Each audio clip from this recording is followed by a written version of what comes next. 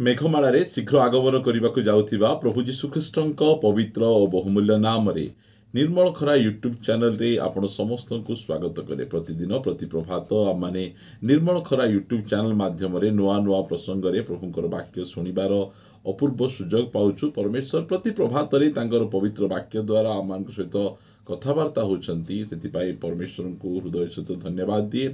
ता सहित आपण समस्त को धन्यवाद दिए कारण आप नियमित यही चैनल द्वारा प्रसारित होता कार्यक्रम गुड़िक को देखुंट केवल देखुंट ताहा नुहे लाइक शेयर कमेंट गुड़िक द्वारा आपण मैंने आम को अत्यधिक परिमाण में उत्साहित करुँच। प्रभु आपण मान प्रचुर भाव आशीर्वाद करूँ। यही प्रकार आपण मैंने निरंतर आम को उत्साहित करुवे बोली आपण मान को अनुरोध करुचु। आसतु आज प्रसंग निकट को जीवा। आज प्रसंगटी यही प्रकार अटे, पाप करी विश्वासी माने किपरि मंडली रे बसी पारुछंती।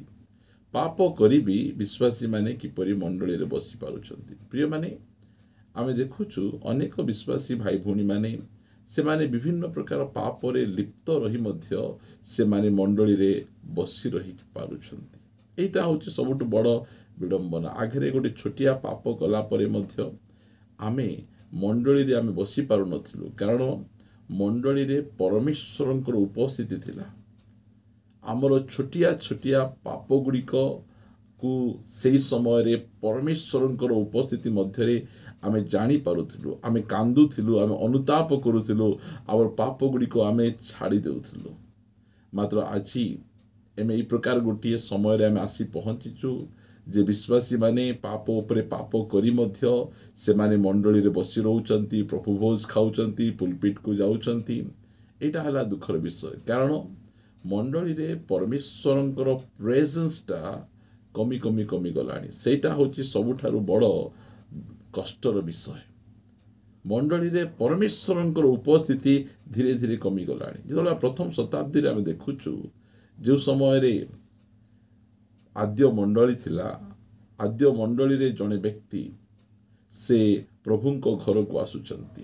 तांको आमे जानिछु प्रेरित 5 अध्याय रे आमे जदि एक पदरु पढ़िबा, किंतु हनानिय नामक जने व्यक्ति आपना भार्या सफीरांको सम्मति रे किछि संपत्ति विक्रय कला, पुणी भार्यार ज्ञात सार रे सेथिर मूल्यरु किछि लुचाई रखी अंश मात्र आनी प्रेरित मानक चरण तले थोइदला। ता पछे सेतिरे पितर कहिले, हे हननिय, पवित्र आत्मा निकट में मिथ्या कहबाकू और भूमिर मूल्यरु किछि लुचाई रखिबाकू काहेकि शैतान तुम हृदय को संपूर्ण अधिकार करियछि। देखंतु आद्य मंडली रे परमेश्वरंकर उपस्थिति एते थिला जे लोक माने मिछ कही मध्य मंडली रे बसी पारु नथिले। सफीरा हनानिया सफीरा से मानकर संपत्ति थिला, समस्ते संपत्ति बिकी से माने आनी प्रेरित मानकर पाद तले अजाड़ी दउछंती। आ आमे काहेकि पछर रहिबा, आमे मध्य से प्रकार करिबा, संपत्ति को बिकिले बिकु देखिले जे बहुत मूल्य रे बिक्री ही गला, से टंका को टिके लोभ कले, आ लोभ करी से माने किछि टंका को रखी देले, आ ता पछे आनी से माने मंडली रे उत्सर्ग करूछंती। आ कहउछंती जे जेतिकी टंका रे आमे जमी बिकितिलु सब टंका आनी आमे मंडली रे देई दउछु। जदि कहि तांते नाइ आमे सब टंका देई नाहु, किछि टंका आमे रखिछु आ किछि टंका आमे आनी के देउछु, ताहाले कोनोसी प्रकार भाव रे तांकर क्षति ही न थांता। मात्र सेमाने जेतिकी टंका रे बिकिले किछि मूल्य को लुचेई रखिले आ आसिकिना कहउचंती जे आमे संपूर्ण 100 को 100% आडी चर्च आमे दान देई दउछु। जेतोले ए प्रकार मिछ कथा करिचंती, ए मिछ कथा लुचि रहिला नहीं कारण से आद्य मंडली रे परमेश्वरंकर उपस्थिति एते थिला। प्रिय माने आजिर मंडली रे नाचुछंती, आजिर मंडली रे मनोरंजन चलीछि, आज मंडली रे विभिन्न प्रकार विषय गुड़िक चलीछि। परमेश्वरंकर उपस्थिति मंडली को आवश्यक रहिछि। जदि परमेश्वरंकर उपस्थिति जदि मंडली रे रहिबो, ताहाले कोनोसी व्यक्ति पाप करी परमेश्वरंकर सही उपस्थिति मध्यरे से वास करि परिबो नहीं। सेति पई जिसाय आमान को से लेखी एते सुंदर भावरे आमान को जणाउछंती। म आपण मान को निमंते जिसाय भविष्य वक्तांकर पुस्तक रु किछि पढ़ी आपण मान को उत्साहित करिबा पई चाहे।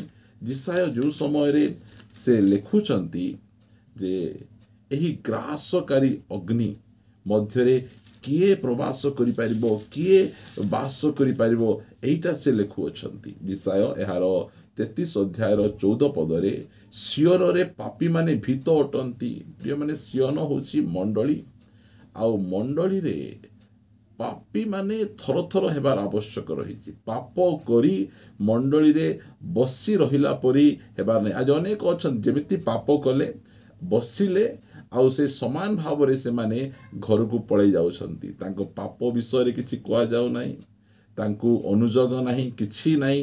ସେମାନେ ଆସିଲେ, ବସିଲେ, ଆଉ ପଳେଇ ଯାଉଛନ୍ତି। ନା ଅନୁତାପ, ନା ମନ ଫେରଣ, ନା କିଛି ନାହିଁ। ପ୍ରିୟମାନେ, ମଣ୍ଡଳୀରେ ପରମେଶ୍ୱରଙ୍କ ଉପସ୍ଥିତି ନିହାତି ଆବଶ୍ୟକ ରହିଛି। ସେଥିପାଇଁ କହୁଛନ୍ତି ସିଓନରେ ପାପୀମାନେ ଭୀତ ଅଟନ୍ତି। ଅଧାର୍ମିକ ମାନଙ୍କୁ କମ୍ପ ହଠାତ୍ ଆକ୍ରମଣ କରିଅଛି। ଆମ୍ଭମାନଙ୍କ ମଧ୍ୟରୁ କିଏ ସର୍ବଗ୍ରାସକ ଅଗ୍ନିରେ ବାସ କରିପାରେ? ଆମ୍ଭମାନଙ୍କ ମଧ୍ୟରୁ କିଏ ଅନନ୍ତ କାଳସ୍ଥାୟୀ ଜ୍ୱଳନରେ ବାସ କରିପାରେ? ଯେଉଁ ଲୋକ ଧର୍ମରୂପ ପଥରେ ଚାଲେ ଓ ଯେ ସରଳ କଥା କହେ, ଯେଉଁ ଲୋକ ଉପଦ୍ରବଜାତ ଲାଭ ତୁଚ୍ଛ କରେ ଓ ଲାଞ୍ଚ ଧରିବା ବିଷୟରୁ ଆପଣା ହାତ ଝାଡ଼ି ଦିଏ, ସେ ରକ୍ତପାତ କଥାର ଶ୍ରବଣରୁ ଆପଣା କର୍ଣ୍ଣ ରଦ୍ଧ କରେ, ପୁଣି ଦୁଷ୍କର୍ମର ଦର୍ଶନରୁ ଆପଣା ଚକ୍ଷୁ ମୁଦ୍ରିତ କରେ, ସେ ଉଚ୍ଚ ସ୍ଥାନରେ ବାସ କରିବ। ପ୍ରଭୁଙ୍କର ଗୌରବ ହଉ। ପ୍ରିୟମାନେ, ଏଇଟା ହେଉଛି ମଣ୍ଡଳୀର ଗୋଟିଏ ସ୍ୱଭାବ।